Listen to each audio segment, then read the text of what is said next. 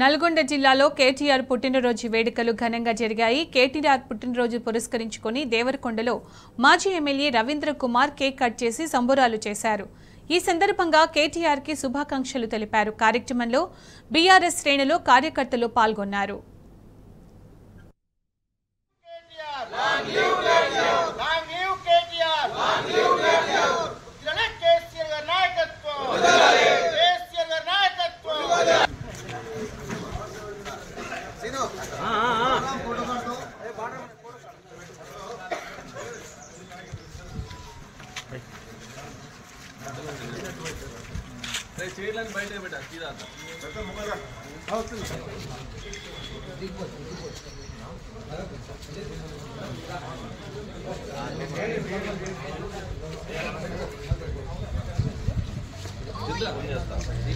Shekhar